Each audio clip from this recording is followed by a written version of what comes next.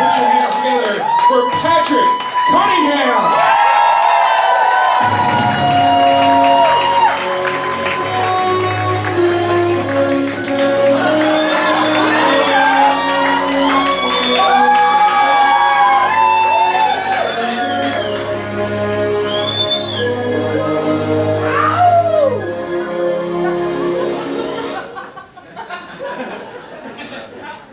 It was very regal, wasn't it? A very regal walkout. It's important. You gotta pick important. It's important to pick good walkout music. Watch. I'll show you. It's completely different another way. Hold on. Joel. Bring the motherfucking rockets! What? How y'all feeling on some motherfucking shit? Oh, yeah. All right, peace. I'm out.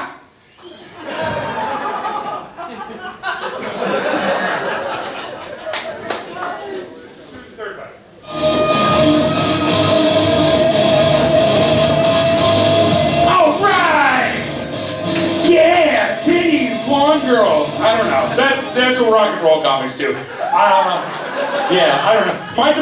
My default one was the first one, which, by the way, for those of you who thought I was classy for a second, I'm just a nerd. That was the Star Trek Voyager theme song.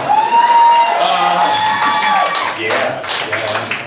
How you guys feeling tonight? You guys have been a fucking awesome crowd for everybody else. So let's hope I earn your love. I earn your appreciation. I appreciate it.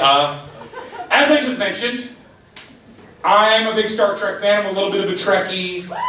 Recently, I lost my faith a little bit, I'll be honest with you. I felt like for the first time in my life, Star Trek lied to me. Star Trek fucking lied to me because I went on BuzzFeed, because that's where I get my information because I'm a terrible person. And I go on there and they're showing me this thing that said, this is what people are going to look like in the 24th century. And it's this facsimile of what people are going to look like, and everyone's just sort of brown or tan-ish, and that's beautiful. But really, if Star Trek has been going for years, that means Star Trek's been lying to me for fucking years. Because if you look at the Enterprise, you look at any starship, there are all sorts of different races still. There's still racial differentiation, okay?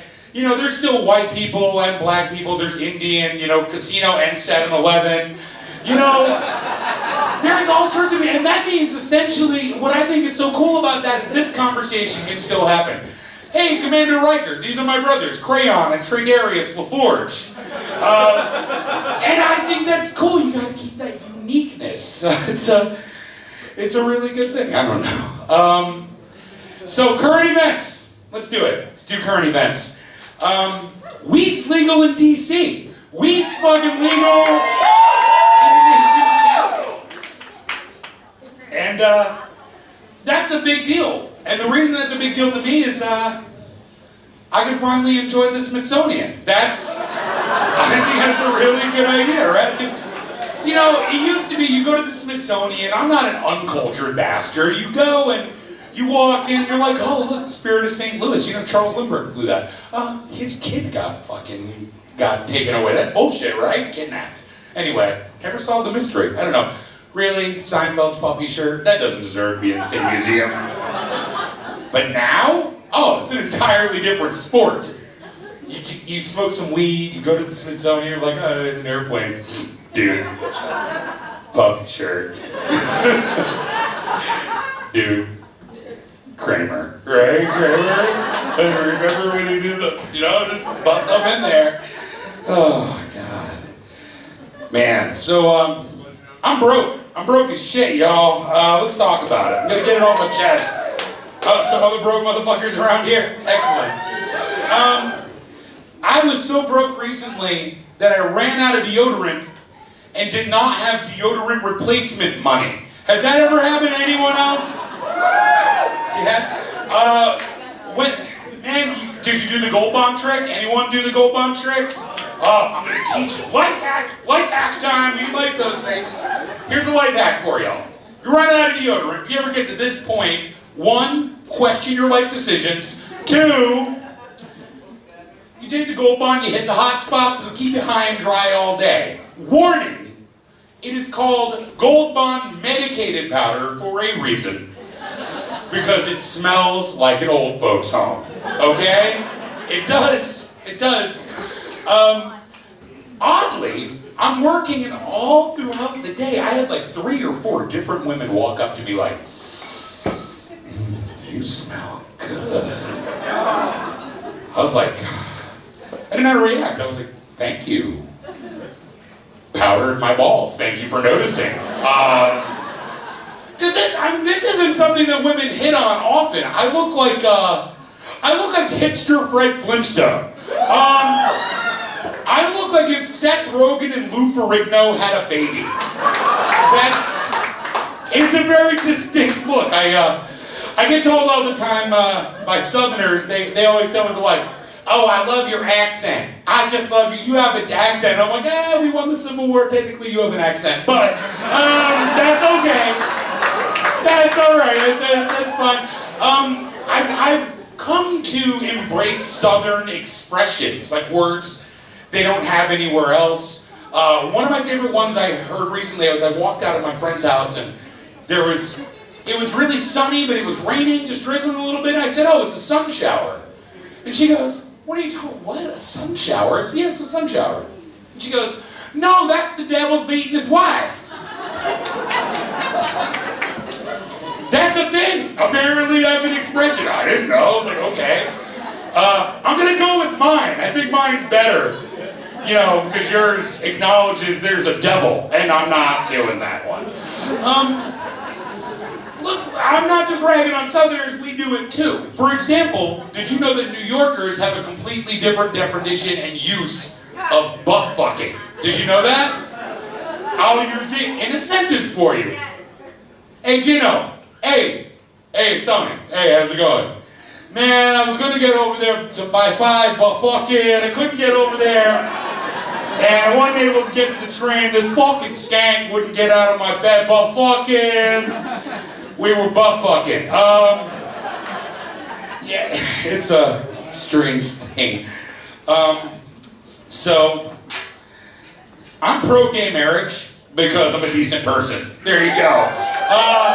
If you're not, and you're hot, look, I don't understand anyone that's anti-gay marriage anymore. First of all, shouldn't you want other people to be miserable too? I mean, think about the term gay. Gay means happy. They're happy all the fucking time. These guys are great, but even if you're, most of the people I meet that are anti-gay marriage are conservatives. They're free market conservatives, and there is nothing more pro-gay marriage or pro-corporation than gay marriage. You know who stands to benefit the most from this?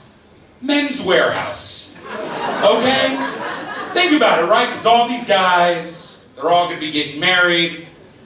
All of them are going to be getting tuxedos. All these women, they're going to be getting married. All of them are going to be wearing tuxedos. It's a win-win for Men's Warehouse if you really fucking think about it. I mean, it's a no-brainer to me. Oh man. So I'm 34. I've gone back recently and I've rewatched some of the movies that I watched as a child. And you watch them in a completely new way with a new set of eyes when you're an adult. I went back recently and I rewatched Mary Poppins. Has anybody here ever watched Mary Poppins as an adult? Yeah, there's only a few of you. Good. I'm about to ruin your motherfucking childhood, okay? Let's bring you up to speed. Here's Mary Poppins through the eyes of an adult, okay? So, George Banks is an asshole father and husband that doesn't give a shit about his wife and kids, okay? Doesn't give a shit. He hires a bunch of nannies to pay attention to his kids. His kids are vying for his attention.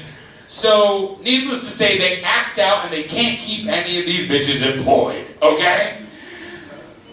They put out an advertisement, and this gypsy bitch sitting on a cloud finds out about the ad, knows their competition, summons up winds through some kind of sorcery, takes out the competition, walks over, pumps George Banks, and goes, "This is my job." He goes, "Fine.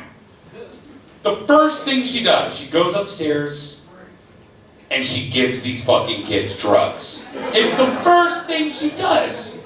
Call it whatever you want, spoonful of sugar my ass, okay? That's cocaine. No kid cleans their room that fast. That's cocaine. They finally start calming down a little bit. Then her next bright idea is to take these kids to the park to hang out with her street dude boyfriend who just can't seem to keep a career. Okay? He was a one-man band earlier, now he's a chalk drawing guy. Spoiler alert, he's gonna become a chimney sweep later on. Okay?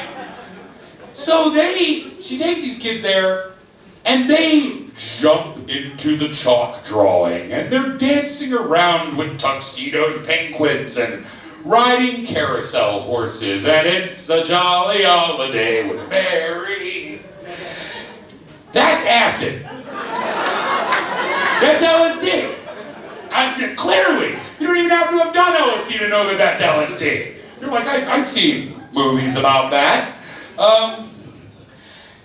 At this point, they get a bird comes to the window and basically tells them that her street dude boyfriend's dad is so fucking high that he's on the ceiling. And he loves to laugh. She takes these kids to the hood, okay? I don't care what year it is. Think about the part of the movie. A hood always looks like a hood, and that was the hood, okay? She takes them there. Dad's on the ceiling, high as fuck. Then Bert, the street dude, gets high and joins his dad on the ceiling. Then the kids get high and join everybody on the ceiling. What does Mary Poppins do? Does she call the police? Goddamn right. She got high and joined everybody on the fucking ceiling. At this point in the movie, they are so fucked up that they are ascending a staircase made of smoke over the Tower of London and dancing around with chimney sweeps. And I don't care what year it is, that's a crackhead dance. Okay? There's a moral to the story of Mary Poppins. Background checks. Background checks go a really, really long way. Take that away from it. I'm gonna get personal with you guys for a second. Actually, you know what? No, it's not time for that yet. You know, let me actually tell you a quick thing. First of all, you can find universal truths. Does anybody here find autocorrect to be the bane of their existence? Yeah? Oh, fuck you, I know what I'm saying. I'm not saying ducking, okay? I'm not saying ducking. Where I'm from, fuck isn't a word, it's a comma, okay? I don't say duck that much. Who uses duck that much? But I was having a conversation about music, and I started talking, and I found out that you can find some universal truths in autocorrect. For example, I started talking about Tupac. It autocorrected it to thorax. I started talking about Coldplay. It autocorrected it to cosplay. I started talking about Slayer. You know what it changed it to? Nothing. You know why? Because you don't fucking correct Slayer. Don't even think about it.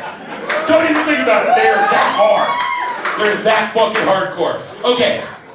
Now time to get real with you guys. We're gonna have that moment. We're gonna have that moment. I brought me in. I feel like I can trust you. I feel like we're family.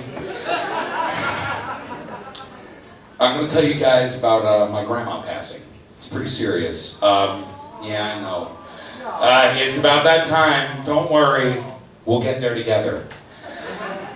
So, to be clear, my grandmother was an asshole. Sorry. Let's go back. Okay. My grandmother used to really, really like going to the movies, but because she was an asshole, she never liked going to Pulp Fiction or anything good. I would have to go see the worst possible movie, okay? Like, I'd have to go see the movie starring Jared Leto in a romantic lead, okay?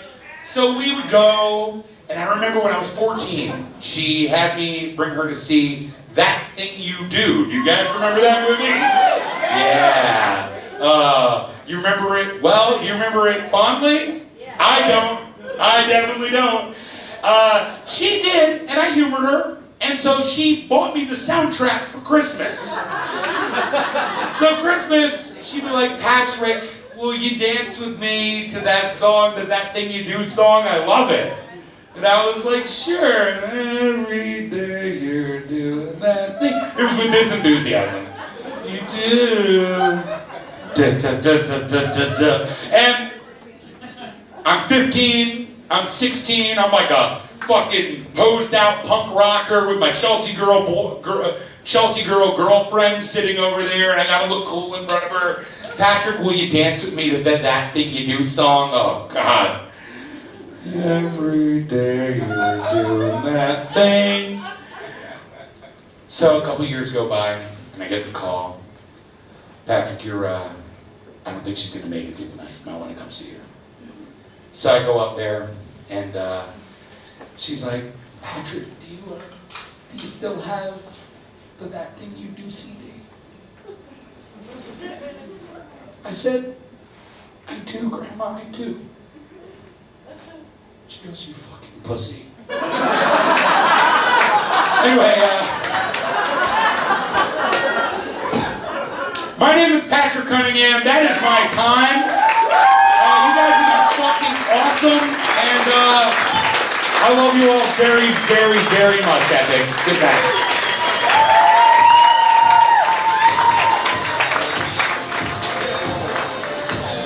Give it up for Patrick. All right, you guys, next comedian come to the stage.